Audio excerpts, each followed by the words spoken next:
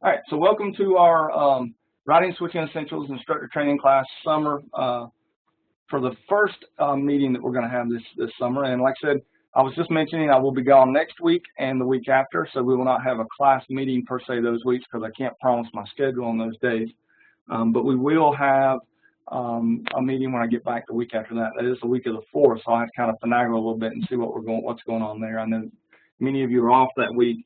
And if I can't get anybody who wants to accept the meeting invite, then I just won't have one on the 4th either. But I want you to know I'm available. I'm here. I've got my email. I will be available. And if you need to pop up and we need to jump into a WebEx session, I can do that. I am going to turn off my video because it makes the recording smaller, and you won't have to look at my face, which makes life better. So what I want to do first, I know all three of you have been in our classes before, at least have seen some of it before, but I want to do a quick recap of the three main areas we have to be in for this course. The first one is simply moodle.stanley.edu, and you went into your course and you logged in and did the introduction assignment. If I did not respond, I apologize, but one of the things about the bigger classes, I had 28 people in my first course in the introduction course, so I didn't respond. I kind of figured I'd respond to the group and say, you did a good job, so thank you for doing that. But the Moodle is really just for us to do occasional attendance. So about every 2 weeks, if you'll just log into moodle.stanley.edu, so I can, quote, track attendance. If you want to, you can also use this for a link to go over to Netiquette, or you can just type in netiquette.com, which is what I usually do. You also have the ability to click on this from netlabs.stanley.edu if you don't know how to get to NetLabs. So if you don't want to type in any other URLs, you can go to Moodle login, and these two will bounce you to Netiquette and NetLabs. So again, Moodle is just for attendance, pretty much. So to show that you're logging in, this is our official attendance system. You're not going to be turning anything else inside of Moodle. You will be doing the majority of your work for this class inside of Netiquette. So all of you should be in Netiquette at this point. And inside of Netiquette, when you first come into our course, you will find your course on the Learn tab. So if you've never been in class on something, you'll have it on your Learn tab. And you'll have your ITC RSE Sum17. And once you go into it, you will see this main first screen here. This does show you the items that are due on the left-hand side. And it will also show you items that are coming up a little bit later, so things are going to be that you need to kind of look at trying to do.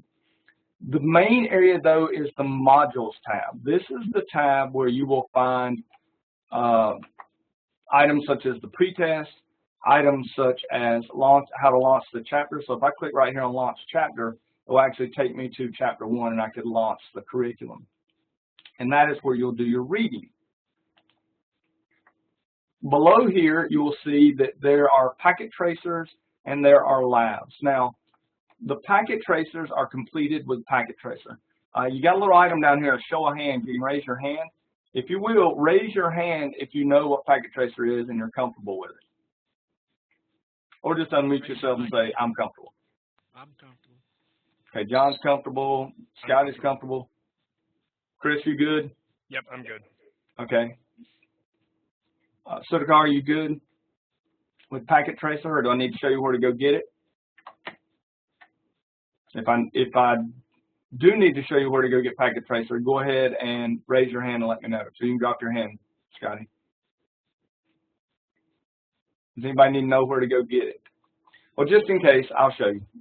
On the main page, if you need to download packet tracer for some reason you don't have it, just click on Student Resources, and you go down and you can download the latest version there, okay? So be aware that that is there. Now, don't freak out. I've already sent that email out, but don't freak out. I don't expect you to do every single one of these packet tracers. Do 1 or 2 packet tracers, but I do want you to do the labs, the hands-on labs, okay? I've never seen a job application that said 2 to 5 years of packet tracer experience. You need to be able to do the hands-on work. In our case, I like for you and I want you to do your hands-on work in my NetLab system. That allows me to do many things. One is I can actually go in, and I'll show you something really cool about NetLab. I can go in and I can pull up a lab, and this is not your class. This is another class that's got my account in it. But oops, went to the wrong place. I can go to my class.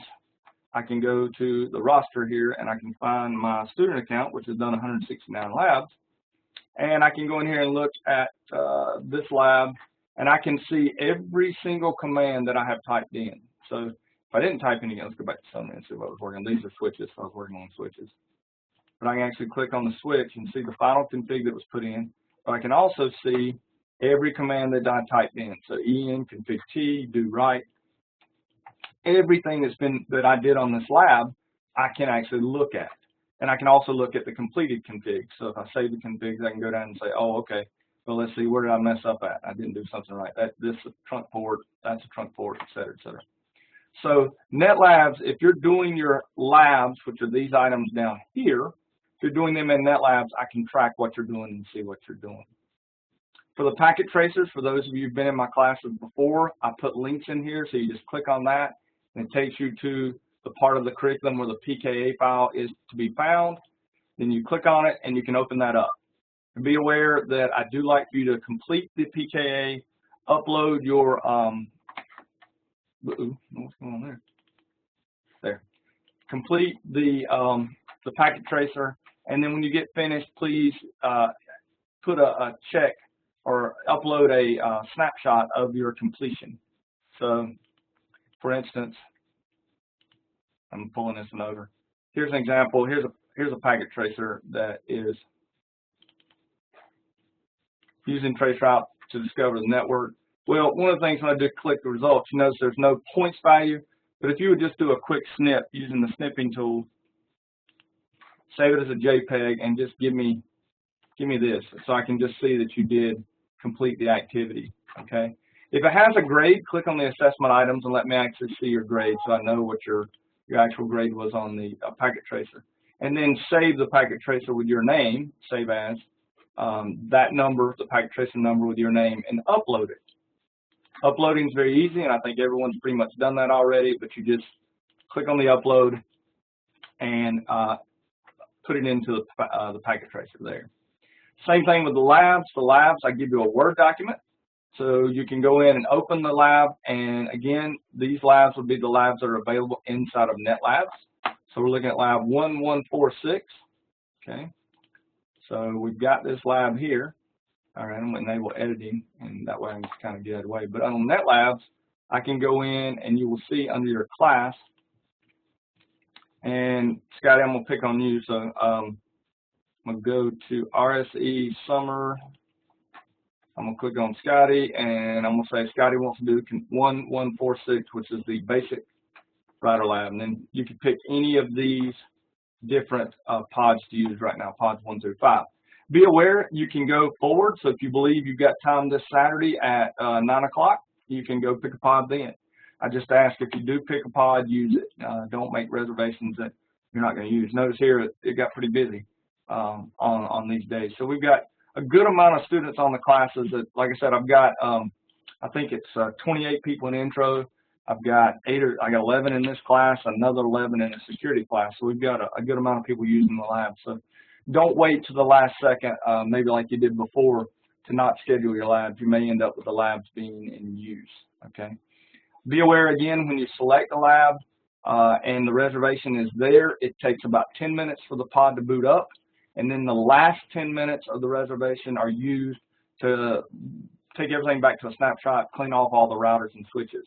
So if you think the lab's going to take you a full 2 hours, schedule 2 hours and 30 minutes. Don't get caught, because when it ends, it just stops, and you don't get a chance to go back. So you can download these Word documents and you can fill out the answers, and please do that in blue text. Most of you did that for me already. But if you will, just fill out and put your answers in blue text, because that just makes life much easier on me when my old eyes are trying to read these things. You know, you can even just delete this and then make it in blue text and type in your answers, and that really helps me a lot. All right, so again, Moodle, just log in every once in a while for attendance, and if you want to use it to bounce to our other items or other sites, you can do that. Netiquette is our primary site where we're going to have our course materials, our packet tracers, and our labs. And then netlabs.stanley.edu is where you do your actual labs. And if I click here, you'll see it's still starting the equipment, so it takes a little while for that to happen. If you have problems with Java, again, be aware that, and I'll show you in a second when this gets loaded up, you actually, on Chrome and most browsers, when you go to start one of these devices, you have to say keep, and then tell it to open the JNLP file, and then it prompts you and says, are you sure you want to do this? And you go, yes, I'm sure I want to do this. Are you really sure? Yes, I'm really sure I want to do this. And then lo and behold, it pops up the interface for you to use for the PC. So I think most of you are familiar with NetLabs, and I'm kind of preaching to the choir here, so to speak. But I just want to make sure that are there any questions on NetLabs, on our packet tracers, or on the procedures for completing your activities for class?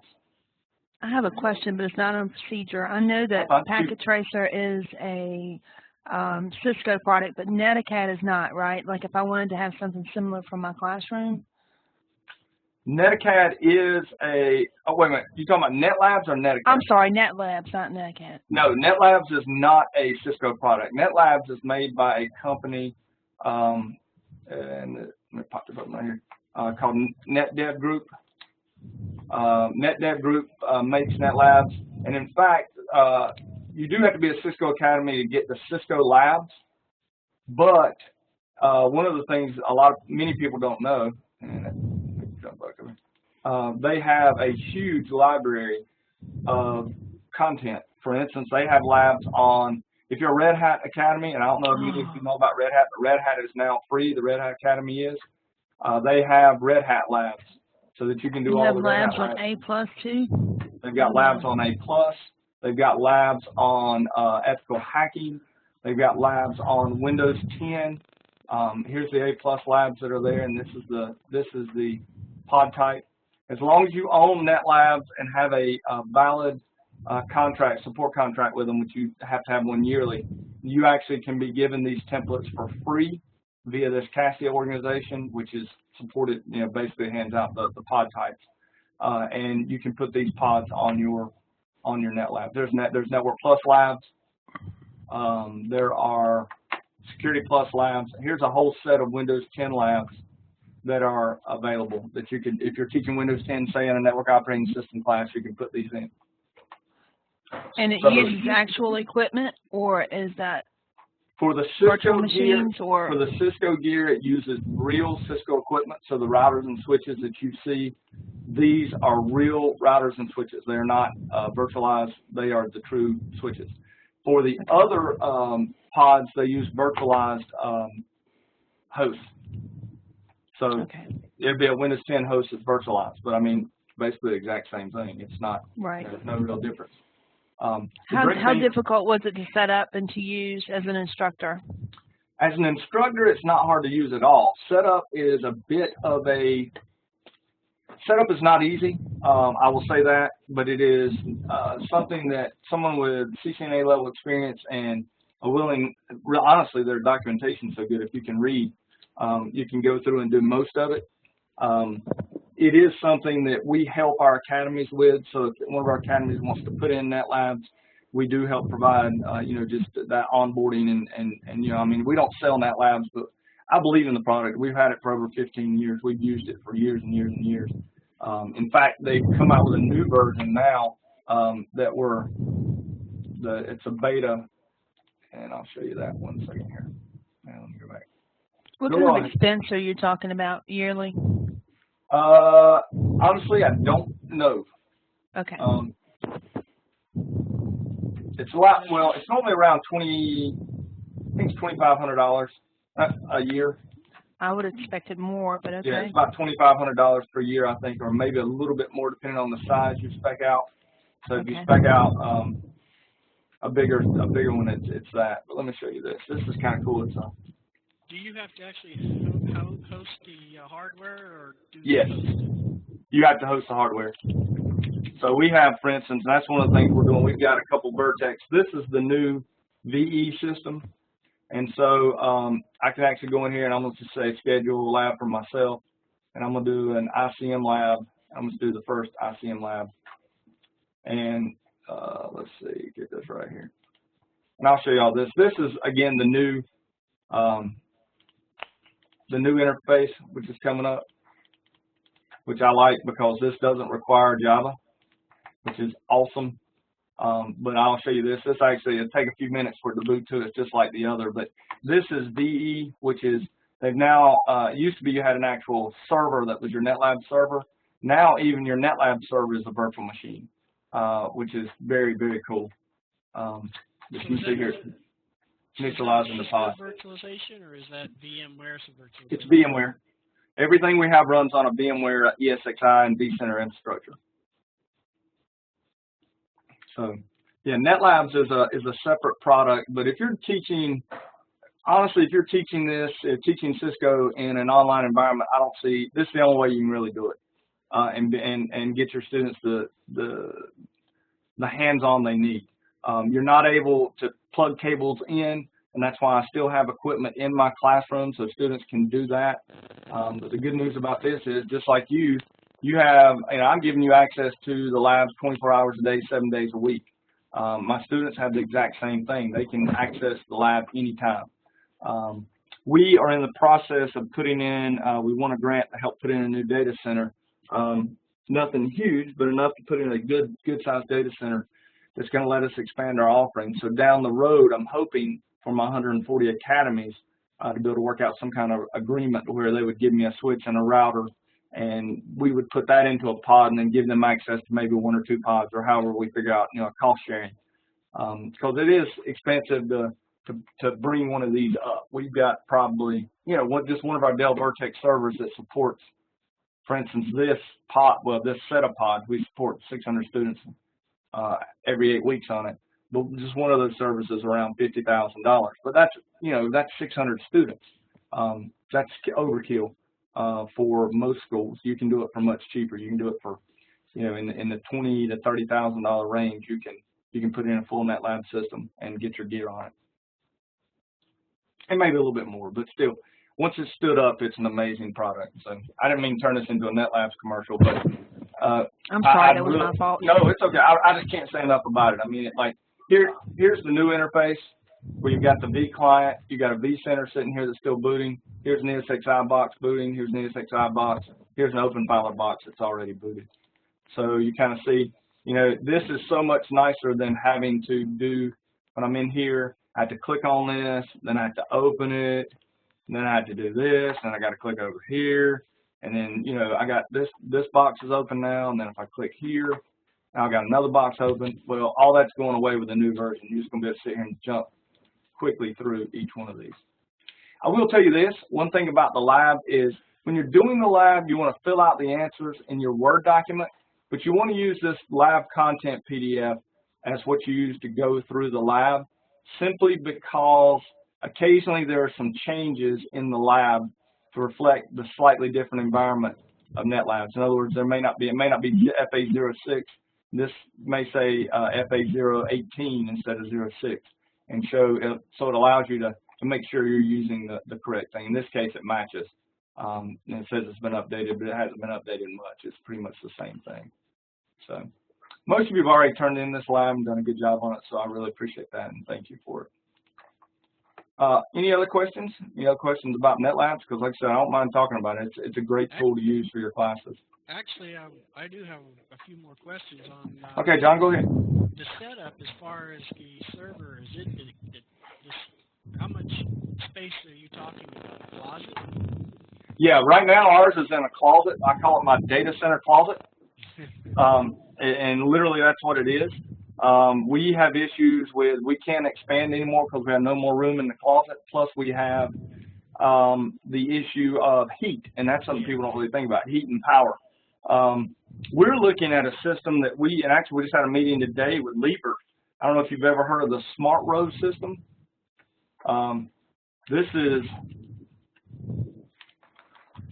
the system that is, you can take this system and put it into a room with no air conditioning and with no additional cooling, and it has built-in air conditioning. It has a UPS. It even has a fire suppression system. And so you can put this in a room that has no additional cooling, air conditioning, or anything, and it becomes your data center. Is that so the only size right there? Or do no, you can size them out as small or as big as you want. Okay. You're always, I mean, here's a small one, but you know, you're always going to have at least 2 air conditioning units and a UPS. So, and let me see, I'm going to do Smart Road DCX because that's what we're looking at, and it's a little nicer. There's the DCX, and that's one that's got 4 racks for actual gear. And then you got an air conditioning, UPS, and this is an access panel. So pretty amazing stuff when you really look at it. So it's kind of a cool thing. Is that what you're talking about? 20,000 for setup? No, this is a whole lot more than that. No. Okay. For the 20,000 is for buying a VE box, and it'd be 30,000 VE box and a couple servers. A couple of 810s. No, this is a whole lot more than 20,000. That looks like 150,000 for a yeah, small. easy. Yeah, probably more. So, all right. Any other questions? Thank you so much. Several, but go ahead, John. I just need to do some research. I know I had been talking to you about it, but I went out and looked at NetLabs, but that was actually more interesting because we are fighting the heat. Because of our location, our facilities are old enough to actually cause problems for us. Okay. I will send me an email and say, hey, Kelly, heat problems, data center, and I will actually give you the email address of the guy we talked to at Liebert. Okay. Maybe they have somebody in your area you can talk to. That sounds fantastic. Okay, cool. All right, any other questions? I know we are, by the way, let me run back to class real quick. I know on the main class you've got things that are due, so Chapter 2 is due. I'm just going to ask, are there any questions on Chapter 1 with the routing concepts? One of the things I do want to talk a little bit about is the importance of default gateways, because so many students, especially, I'm getting ready to go to the Skills USA National Contest, you would be amazed the number of students we have who go in, configure their routing correctly, have all the routers and switches right, and then they forget to put a default gateway on, and since we grade from the PC, they lose 10 points off the top because they didn't, I can't have connectivity, I can't SSH to their router. And it really hurts me to see that. And part of that, I think, is because they just don't work with the PCs enough to make it work. But of course, that default gateway is that IP address that is on the same network as your host that is on the router interface closest to you. And then that allows you to get out of your internal network. The other thing kind of here talks a little about static and dynamic IP addresses. I don't really think I need to spend a lot of time there because I'm pretty sure y'all are familiar with that. Terminal emulation, this is the one thing we can't do in the NetLabs is actually connect those cables. But be aware today there's a couple things going on. The biggest problem we have now is that almost no computers have COM ports on them. So we don't have RS-232 COM ports, and so we end up having to use a USB to serial converter. Or now Cisco actually ships this USB Type A to USB, which is basically a USB to a mini, which goes into this new type of console connection, which is right here on this number 3 here, the USB. Be aware, this is something that confuses people sometimes. You can either use the USB connection or the RJ45 jack. These are on the same bus, so you cannot have someone logged into the console via the RJ45 and someone in via the USB. That is not allowed. So it's either or. Switch virtual interface on a LAN, SVIs. One of the things about a switch, obviously, is the switch doesn't have a port that is typically set up to put an IP address directly on. Now, I will tell you this. If a switch has the ability to be layer 3, most of the time on those switches, you can go into a port and type the command no switch port, and that port will actually then become a routed port that you can put IP addresses on. For the 2960s that we use in the classroom, we don't typically do that. We use a switched virtual interface or an SVI to place an IP address on. In this case, you can see they use switch 1 and they put the IP address of 10.2 on it. They did put it on VLAN 1. A best practice is to never use VLAN 1 as your management. In fact, don't use any VLAN 1. Don't use VLAN 1 period on any of your networks, simply because all ports by default on a switch are in VLAN 1, and that is a security hole if you forget to turn a port off. Imagine, for instance, if you used VLAN 1 as your management, forgot to turn a port off, and a hacker plugged in their device into a port. Well, that port's automatically in VLAN 1, so they would be able to capture and see your management traffic, or at least the broadcast traffic on the management interface. So while they teach you to do that in this, we will quickly learn later to use a different number. They use VLAN 99. And I wouldn't use that either because, obviously, that is what they show in the Cisco. Now, when we get to actually configuring the Cisco device, we've done this in the first chapter a little bit already, or in the first class already. But some of the basic items are naming the device with a host name, setting your passwords, so the passwords for your console line, your passwords for your line VTYs, in addition, the password for the PrivilegedExec mode, then configuring a banner if you happen to need to put a banner on, which you do need to do. So here's our console VTY passwords. This command, service password encryption, encrypts all passwords in the running and startup config. However, it's not a super strong encryption, but it does keep people from at least shoulder surfing and seeing what the passwords are. Banner MOTD, this is a delineating character. That cannot be inside the message or it will stop the character, so be aware if you use a pound, you can't use it in your message. The banner should be approved by your lawyers. You never want a banner that says welcome, because there have been people get off of charges of breaking into a network because their lawyer has argued, well, it said welcome, so they wanted me in their network, which is, I know, crazy, but that is the truth. Now, you can do a copy running config, startup config. I'll teach you another command, just do write, D-O space W-R, which is inside a global config, or you can just type W-R if you're not in config mode, if you're just in PrivilegedExec mode. Tell me, somebody, what is the difference between this PrivilegedExec mode and UserExec mode? You talking about when you first log in? Right. So if I'm in a router, so let me go back over here to my router. It's kind of good. I'll have a router. For one. Okay. So when I pull up this router, and I'm inside the router, what mode am I in right now? That would be UserExec mode, correct. So if I do a question mark, you'll see I have, about a page and two pages of commands, okay, roughly. If I type enable, I go into PrivilegedExec mode. Now this mode, if I do a question mark, you'll see 1, 2, 3, 4. See all the commands I have now? 5, 6. I have 6 pages of commands. So when I'm sitting in UserExec mode, I call this the look and see, but not change. So you can't change it. This is a very limited mode that only gives you access to certain commands. If I don't know a command, by the way, and it starts with an S, I can put an S and put a question mark in, and it will show me all the commands available that start with S in this mode. In this particular case, I've got set, show, slip, SSH, and systat. If I go into PrivilegedExec, watch what happens now. If I type S question mark, you'll see there are more commands available. In PrivilegedExec mode, you are at the mode where you can actually make changes and you have administrative access to the router itself. So those are our 2 modes, UserExec mode and PrivilegedExec mode. Now, I'm going to config T. What mode am I in now? Configuration. Okay, it is configuration, but in this case in particular, it's also global configuration mode.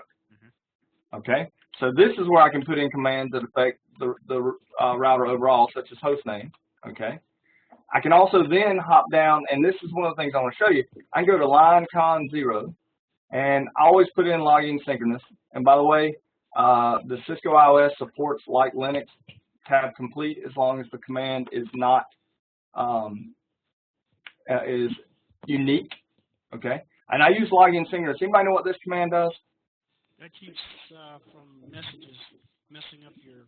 Exactly. Keeps messages from jumping in. So if I type exit here, and then let's go Control Z, and I say show, and notice how I was trying to start, instead of this output being part of my command, when that output started, it dropped me down automatically with a return. So I always use login synchronous on all my devices. So I'm going to go back to con 0, line con 0. So login synchronous, I'm going to set my password to Cisco, which is a terrible password, but I'm just going to do it, and then login. Now, what I could do here, let's say that I want to now go change my VTY line. I do not have to type exit and go back and then go in the VTY line. I can actually go directly from here and go line VTY 04, and now my context, even though this did not change, I'm still in line configuration mode, but now I'm configuring my VTY lines. I can hit the up arrow twice, 3 times, password Cisco, login command, and I've now done both the console and the VTY lines. Then I can even do this. I can type, okay, enable secret class, hit enter. You know, it drops me back to the mode I need to be in, so I don't have to drop back to put that in. If I wanted to save this, I could. There's two. What's taught in the curriculum is copy running dash config startup dash config. Okay, but notice I can't do that because it's saying that command's not available. That's not a configuration command. I normally would have to drop all the way out of configuration in order to put that command in. So I can go copy running config startup config. Okay, which that works fine. But I'll show you a shortcut and a trick.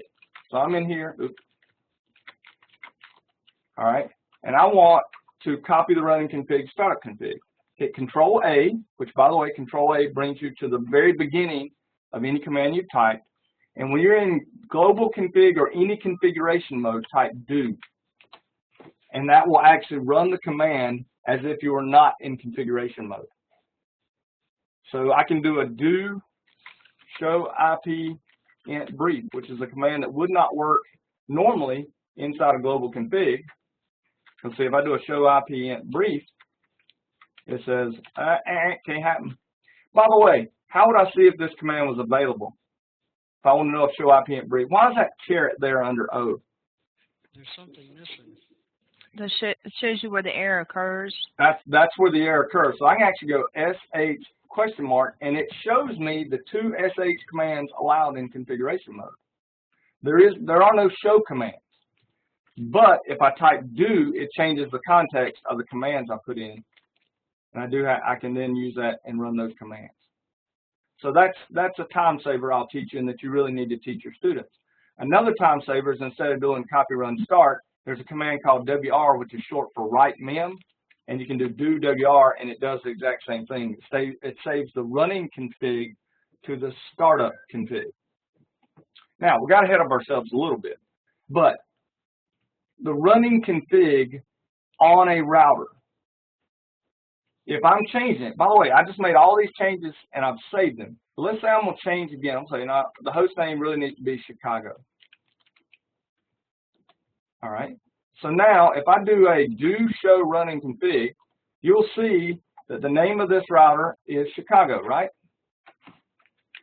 But if I do a do show startup dash config, the name is R1. So if I were to restart this router, or if it lost power at this point, when this router rebooted, it would have a host name of R1, not Chicago. Because all changes made on a router are made in the running config first. They do not get saved into the startup config until you actually copy them from the running config to the startup config. Does that make sense? Yes. And when we do our NetLabs, are we supposed to the copy run start or write me? It's fine. It won't hurt anything if you do because it cleans it at the end regardless. Okay.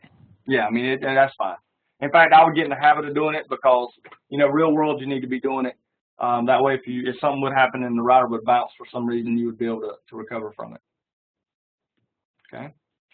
So this is, now that I've done this, if I go back and show you the running or the startup config, now the name is Chicago because I saved the running config to the startup config. I have seen people in the real world spend hours configuring a router, forget to copy the startup config or the running config to the startup config, bounce the router, and all their work is gone. That is a very sad day. So get in the habit of saving your configs. So as we move through here, other items, obviously, is configuring an IP address on an interface. Go into the interface. You'll notice you're now in a new configuration mode. You're now in interface configuration mode. You can put a description, you can put an IP address. On a router, all ports by default are in a shutdown state. In fact, if I go back to my router,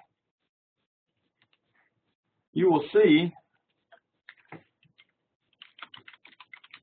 this is my favorite command, by the way, do show IP int brief.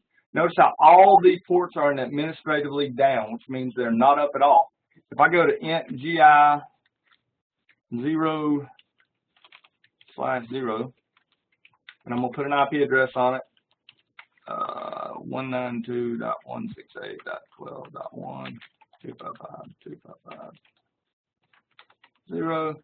Now, many times I see this and people save their config and then things don't work and they don't know why, and it's because they have not brought their interface up. Okay, so now if I do a no shut, you'll notice here you're going to get a message. Oops, did it twice. And the logging sync. Now you'll see this up. Okay, so gig 00 is up. It has an IP address of 192.168.12. So, any questions on that? I think this is pretty simple. This kind of review of what we did in the last class, or at the very end of the first class. We do have clock rate. This is on serial interfaces where we're going to simulate a DCE end. Okay, in the lab itself, when there is a serial interface, it will tell you which side is the DCE end, and will ask you to actually tell you where to put the clock rate. If for some reason you're ever on a router and it does not, you don't know which side is the DCE end, you can actually do this. You can actually do a show controllers and then the interface, and it will tell you what kind of cable is connected. So you see here on S000, there's a DCE V35 cable connected. On S001, there's a V35 DTE cable connected. So even though those ports are not even in use in this lab, by running that command, the show controllers, and then the actual interface ID, I can identify what is connected, a DCE or DTE end. Could you be a little bit more detailed on what the difference is there? Okay. A DCE end, okay, and in our old world, we used to have, and I mean they're still out there too, but we had CSU DSUs. Right. And CSU DSUs, oops, got that wrong. A CSU DSU was a device similar to this, and now they're built in, but it's a device similar to this that connected, and see if I can find a picture of the back of one. We can just use this. This is a good one. This is a Cisco CSU DSU. It's EOL, but still, this was where your T1 link would come into, and then your T1 link would need an actual clock rate, so the DCE end, and that's what we use now. And let me show you the back of this one. This is an easier way to look at it. So here we have a V35 interface. This is a V35 on an older CSU DSU. This, on the front, you would bring in your T1 line that connected to the port. Okay, now that's a control port, but you bring in your T1 line. Then on the back, you would take your V35 cable, and then that would go out to the router, like this right here, and that would connect into the serial interface. So the CSU DSU would provide a clock rate that was coming from the service provider. So that would come over from this switch to the CSU DSU. CSU DSU would be your clocking device. So the way to remember it is DCE is your clocking device. data clocking device, even though that's not really what the actual title for it. The data DCE, you can say clocking, provides the clocking. We don't have these devices in NetLabs or in our labs for our classes. What we have to do is we have to use a simulated environment. In other words, we put a back-to-back, this is a DCE cable connected with a V35 female end to a male end DTE cable. And so on one router, there's a DTE end, and on the other side, there's a DCE. Well, whatever side the DCE is plugged into expects a clock rate. So honestly, in the real world, you're never going to do this. You're not going to put a clock rate on a serial link, because that would be provided by your service provider. Unless you had a TSU card built in, which is a little different. That's not a serial interface. So that's why we have to put in that clock rate, is because it's acting as a DCE device for this serial link. So does that make sense? Yeah, it makes sense, but I'm trying to understand why there's a difference in the type of transmission and why they're using clocking on one and not the other. Because one, but I think the way to look at it and the way to think about it is this. Look at this picture right here. Okay. In the old environment where we had CSU, DSUs, clocking only came from the ISP. So your service provider provided clocking to you. Okay.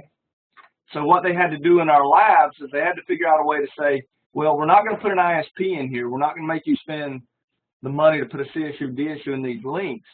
But what we can do is we can just act like this, that there is a service provider providing clocking by basically faking a CSU, DSU with this clock rate on this end. Real world, there would be right here, there would be a cloud, and there'd be a CSU, DSU here, and a CSU, DSU here if we were using actual CSU, DSUs. So they had to somehow adapt it for the lab. So basically you've got a system that was actually much faster than the other system? Is that what it's for? To control the serial output and input? Well, just to control the serial input at all. And also, here's one of the things I had to do. Imagine, okay, so a T1 is 23 B and 1 D line, right? Yeah. So a T1 is 23 64K B channels and 1 64K D channel with some overhead. I know that's not exact, but that's close.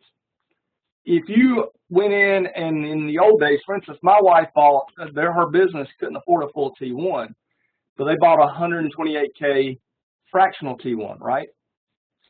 So the ISP, when they pulled that frac T, and this was years ago, but when they pulled that fractional T1 in, they had a CSU DSU that only provided the slots, the 2 channels, the clocking for 128K. And so the CSU DSU controlled access to those 64 channels or 63 channels on a T1 or whatever it happened to be, T1, T3, whatever. Okay, so the CSU DSU was the multiplexer. Exactly. Exactly. Okay. Yep. Exactly. And now, obviously, we don't have those, so we just had to have a way to kind of fake it. And that's what we're doing with these serial lines. And I think it is very important to tell your students this, that this is not how the real world does it. In fact, now, basically, we're doing, most stuff's Metro Ethernet now, and let's be honest. So it's Metro E. There's not a whole lot of serial interfaces that we're using unless you just can't get anything else. Well, Kelly, you'll probably have a good opinion on this. What's that? So on that exact point, we are finding that a lot of our older serial cards in our labs are biting the dust just from students plugging and unplugging, and we got heavy cables laying on them, and they bend the ports, and et cetera, et cetera. Yeah. We've been thinking about getting fiber optic cards in place, because out in the real world, you're going to see LC connectors and SC connectors and all of those, and we don't see them in our network labs near as much because Cisco doesn't implement a lot of that stuff. Right. Do you think that would be beneficial for the students to see instead of serial cards? I think it would be great. I think it would be great. In fact, I would say, you know, if you can afford to do that, then that would be the way to go, because they're going to see fiber everywhere. I mean, they're going to see it in the data closet. They're going to see it, you know, they're going to see it in the data center. So most definitely. If you can afford the fiber cards, get them and use them, because you're putting them ahead of the ball game. I think one thing I will say is I think it's still important for them to see serial cables, because I'll give you a great example. I had a student one time who, back when we were still teaching ISDN in the CCNA, you know, nobody around here had ISDN. Nobody in the United States used ISDN. And I talked to my student. I said, "Well, how's things going?" He said, "Well, it's good." And he took a job with a company that built fabrics for car mats and stuff. And he said, "I am so glad we went over ISDN because our plant in Mexico uses ISDN." And, you know, that's nuts. But now, I'm not saying you're going to see ISDN anymore, but the student may bounce into a serial interface somewhere. Right. You know, right. And I wouldn't want them to go in and just be totally flabbergasted. Blindsided, yeah. Blindsided. The main thing that we're worried about, we're replacing, I guess most of our routers have 2 cards, one in each expansion bay on our old 1841s, and about half of them are dead, so they're all down to about 1 card per, and we were looking at buying old serial cards, and we're like, well, if we kept 1 serial card on one and then did like a fiber module on the other, that would get them kind of the best of both worlds, and we'd use the fiber module and then talk about the serial modules, just a leftover. I think that is a great idea. Yeah, I think it's an excellent idea. Awesome. Good. Thank you. Yeah, that's getting them into the real world stuff. I will warn you, the 1900 series routers are still good. No problems with them. They're not EOL. They're perfect. The 2900 series routers are started on end of life, but that means they're still supported for 5 years. The new 4321 routers, ISR routers that are replacing the 2900s in the bundles, they use yet another type of serial card, so they're not backwards compatible. Good to know. Yeah, so be careful there, and you'll see it on the listing that you can't take. There actually were, for the 2900s, there were cards that would work in an 1800 wouldn't work in a 2900, or 28 that wouldn't work in a 29 because of the way the wicks were made. Same thing with the 4321s. Just be careful with those. So. Gotcha. So you're talking about the actual interface, the way they connect up? It's the wick slot and the actual electronics on the back end. Okay. So for instance, let me and I think there's a version associated with those. It's like WIC 1 versus WIC 2 or something. Yeah, and it's even worse than that. It's like so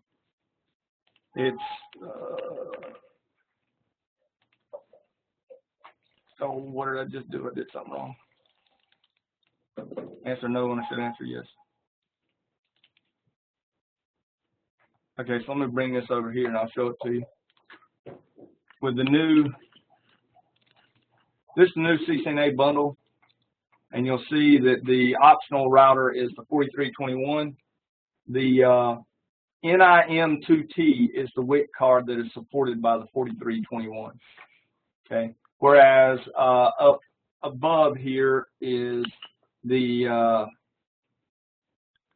well, maybe I'm saying it's supported by both.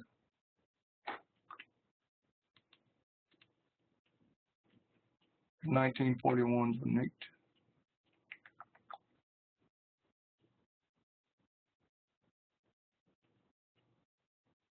No, I don't think that's different. That NIM2T is a different interface card. That's different from the ones that we use now. So, but that's just some little gotchas you have to be careful on. Yep. So was that an actual parts list for your NetLabs? No, that's the part list. This is you can download this directly off the Netiquette site. If you go on the Netiquette site, if you click under resources and look at equipment resources, you can download the curriculum equipment suggested equipment list. So this is the one for CCNA routing and switching. There's one for every curriculum that needs equipment. Those are really helpful for when you're waiting around on grant time and you've got grants to write and things to ask for. And please make sure, and please make sure you use the Academy discount, because you can get you get a huge discount if you go to a vendor that will give you the Academy discount. Yes. If you don't have one, let me know and I can suggest a couple that can hook you up. So, and here's what it looks like. the adapter. So it's got a different backplane versus, or different setup the way it goes in. And that's for the 4300s.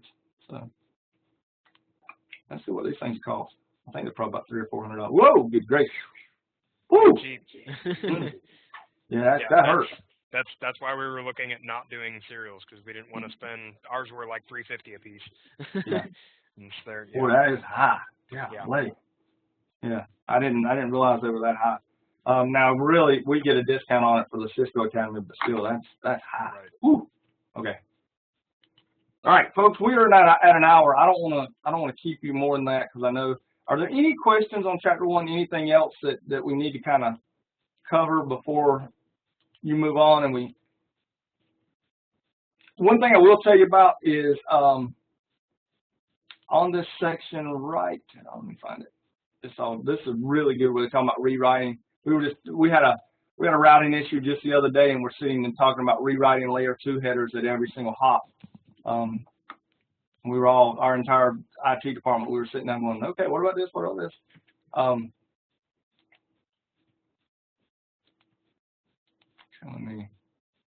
I do want to cover this real quick, the difference between administrative distance and a metric. Metrics are used within a single protocol to find the best path. So in other words, RIP's metric is hop count. So RIP looks at all the paths and determines the one that has the shortest hop count, and that becomes the best route. OSPF uses cost based on the speed of the links. EIGRP uses bandwidth plus the sum of the delay by default. But the metric is used to determine the best path within a single routing protocol. All right? Administrative distance is used when you have routes to a network from multiple protocols. So for instance, if I had a route to a network, let's say the network 192.168.12.0/24, and one route was via RIP, and one route was via OSPF. The route that goes in my routing table would be OSPF because it has a better administrative distance. Administrative distance is an item that has been created by Cisco to approve the desirability of a route between two different protocols or two different routing sources. So again, connected and static routes are better than anything. Okay, they consider that to be the best administrative distance. Now, explain to me why OSPF is 110 and EIGRP is 90. Cisco. Yeah, exactly. EIGRP was a Cisco proprietary protocol. Bingo. Yeah. EIGRP is now open. It's actually an open protocol now, but you're still not seeing many people use it as an open protocol. Most people are using OSPF. So be aware of that difference. I'll also tell you, this is what I always use as an example for metric. A good way to describe metrics to your students is to ask them, how do you decide where you go to lunch? Okay? What kind of food it is? There's one thing. Is it Mexican, American, Tex-Mex? What is it? Another metric could be cost. A metric could be how far is it from the campus. A metric could be how good is the service. So the metric is how I decide the restaurant I'm going to go or where I'm going to go get my lunch. The best, again, in this case, it'd be if I did all Mexican restaurants, which of the following is the best Mexican restaurant? We're going to figure out that with the metrics of that particular thing. Same thing with our routing protocols. We find the best path for that routing protocol. Then if we have multiple paths from multiple routing protocols, then we get into using administrative distance to determine which one goes actually into the routing table.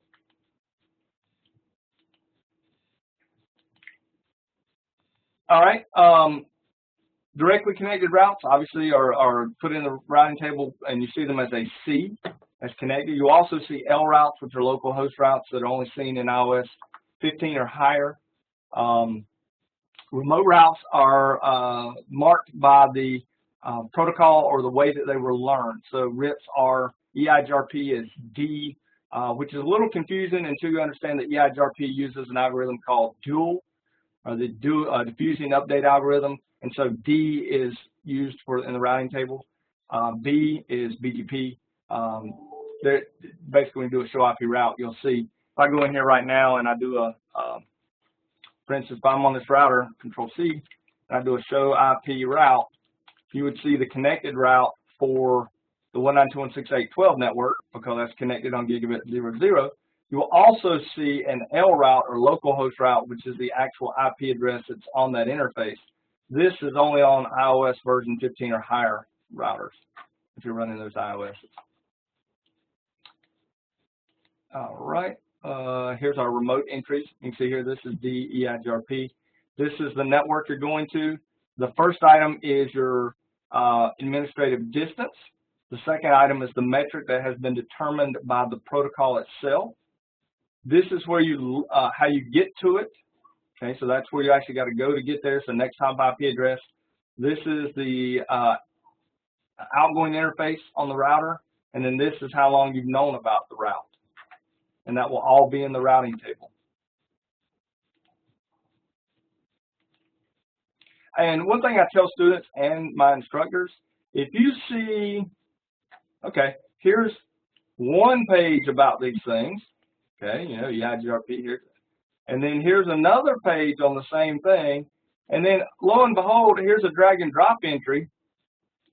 I would be fairly certain that probably shows up somewhere on the CCNA or the CCNA, because of the fact that you've seen it 3 times, okay? So be aware of that. I always tell my students, when you see it 3 times, yeah, it's pretty much you're going to see it. Now, here's one of the things I want to show you that's kind of interesting.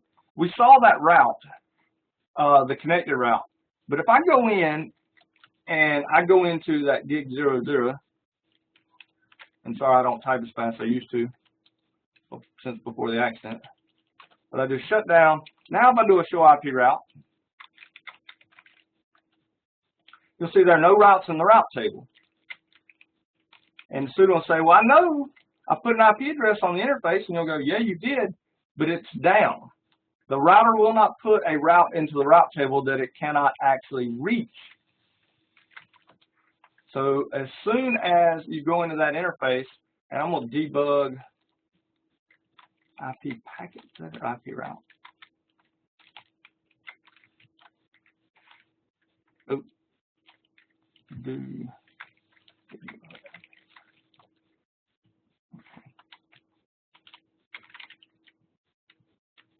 Let me drop out.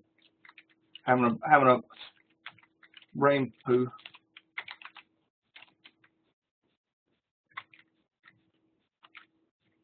All of us do it.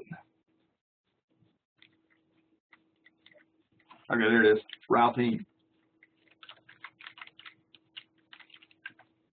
Okay. Now I'm going to go into config T. Int GI00, and I think you did this in the lab. I'm going to do no shut. And now what you'll see, you should see, obviously it's going to come up, but you also should see, it didn't do it. Oh, there it goes. Yep, there it goes. So you can actually see it going in and putting into the route table. Route table updating the connected interfaces, adding in this network connected metric 00, and then going in updating the routing table, route table update, and it's saying that this is the local route.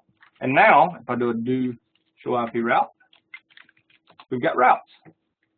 Do show IP route. If you type in the right command, you've got those connected routes. So the router will only put in routes that has a actual path to.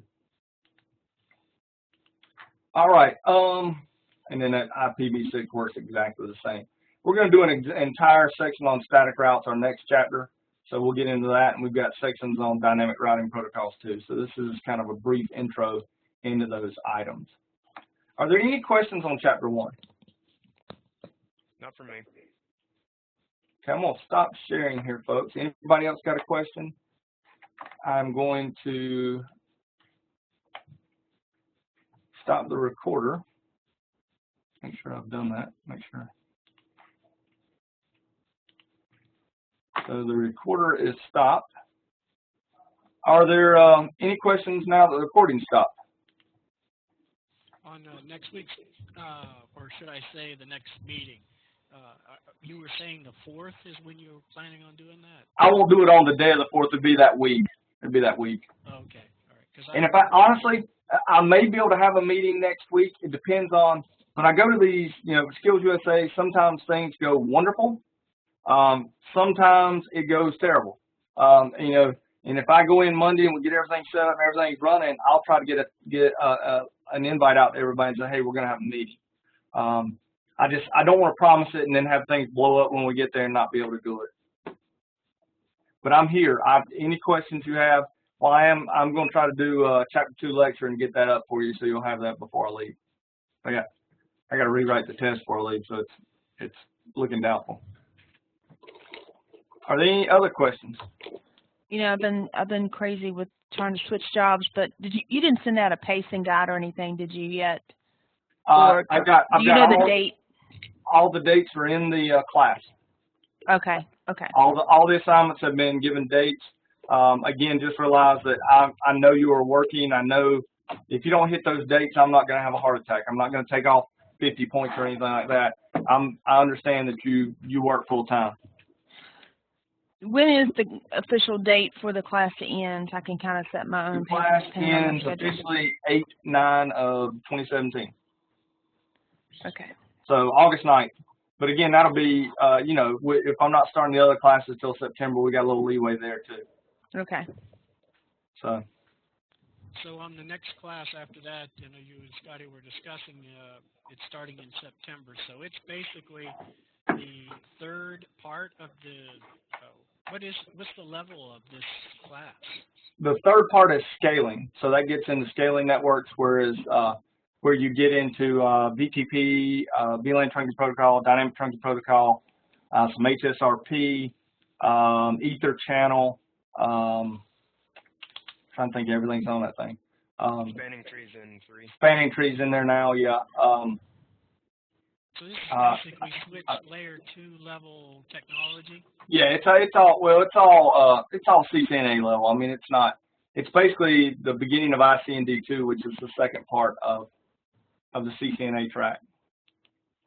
Oh, it's the second part of the CCNA yeah. track. CCNA, well, if you get your CCNA, you can get it one of two ways. You can do it through taking the one test option, which is the accelerated exam, or you can get your CCENT, which once you make a 75 or higher on the final for this class, you will get a voucher for a discount. And all of you are going to make higher than 75 because, trust me, you're going to make higher than 75 because you're going to do it open book. You're just not going to make 100.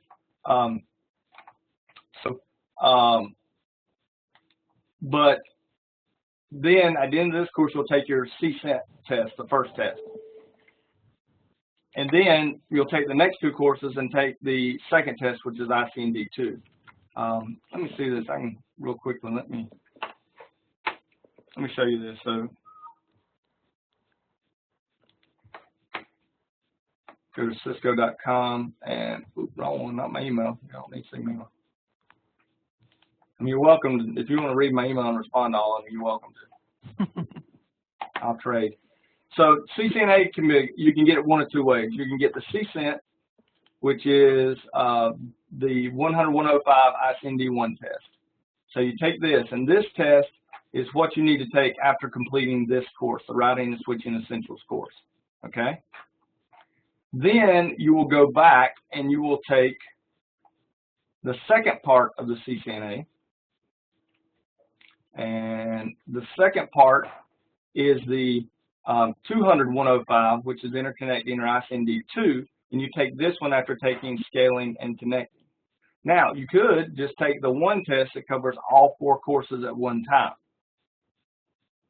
I suggest doing this because you're going to get a voucher, and you really need to push your students to do the 2-test option too. The 1-test option for students is just a little too much. It scares them. Plus, for many schools, it's so long between the time they started their first class and their last class that they forget half of what they did before they get there. So that's the framework for you to take your certification exam. In the Cisco Academy program, the 4 classes that are available are, go back over here. The 4 CCNA courses available are the Introduction to Networks, Routing and Switching Essentials, Scaling Networks, and Connecting Networks.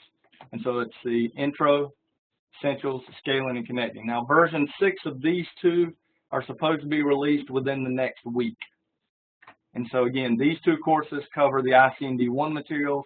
These two courses cover the ICND2 materials. All four together would cover what's on the accelerated exam. Does that help? Yeah, actually that helps a lot, because I was trying to put together how the CCNA was encompassing all these courses, so it is all four courses. It is all four, yes. If you want to go all the way to the CCNA level, all four courses are necessary. Okay. Now, I am a little interested in that CCNA security. Okay. You were talking about it. What's the level of that? What's in we do actually teach that. We teach the instructor level course for that. CCNA security is a, it's kind of weird because they don't really have, I think they require the CCENT. You got to have a CCENT or a CCNA, routing and switching, as a prerequisite before you can take CCNA security. I personally strongly recommend someone already have their CCNA before they take CCNA security, because security encompasses everything from VPNs to hardening the login information using different types of authorization models or authentication models. It's got ASA on it, the Adaptive Security Appliance. It has just a variety of things on it, but it goes to a different level, above CCNA in my opinion. So I really think you need to have the CCNA completed before you do this particular course. So there's actually technology that's not implemented on Cisco equipment until you really actually understand that part of it, is what you're saying? Yep. Okay. Yeah, like IPS and VPNs and the things, and some of this stuff's now in the CCNA, but it's more. There's much more of it in this CCNA security. Things like CBACs, which are called context-based access control lists, and time-based access control lists, and reflexive access, all kind of weird access lists. Those are all in this course of CCNA security class. Okay. Things like DHCP snooping, some other stuff that's on switches and stuff. So,